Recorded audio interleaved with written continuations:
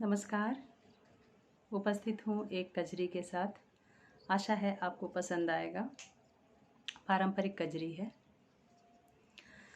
धीरे धीरे ए बादल बूंदा बारी सही है तू भीजी जई है सड़िया जारी ए हरी तभी जी जई है सड़िया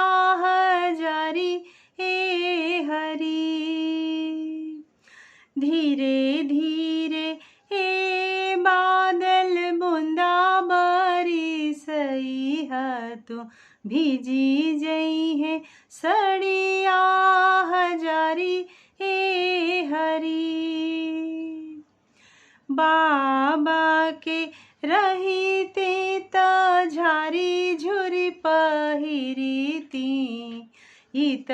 हउए ससुर जी के साड़ी ए हरी इत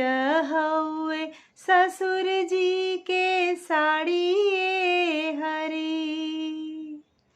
धीरे धीरे हे बादल बूंदा बारी सही है तू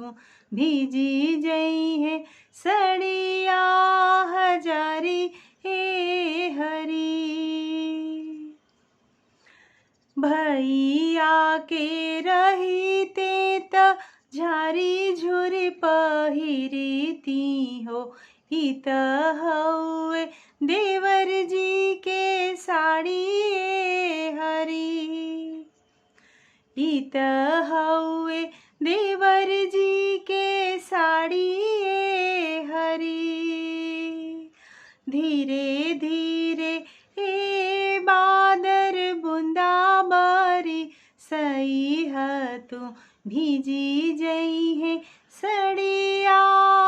जारी ए हरी चाचा के रहीते त झारी झुरी पहिरीती हो इत हमरा भसुर जी के साड़ी ए हरी इत हमरा भसुर जी के साड़ी ए हरी धीरे धीरे हे बादल बूंदा बारी सही त तू भीजी जई है सड़िया जारी ए हरी भैया के रहीते त झारी झुरी पहिरीती इत हउए सैया जी के साड़ी ए हरी इत हमरा प्रीतम के साड़ी ए हरी इत हउए स्वामी जी के साड़ी ए हरी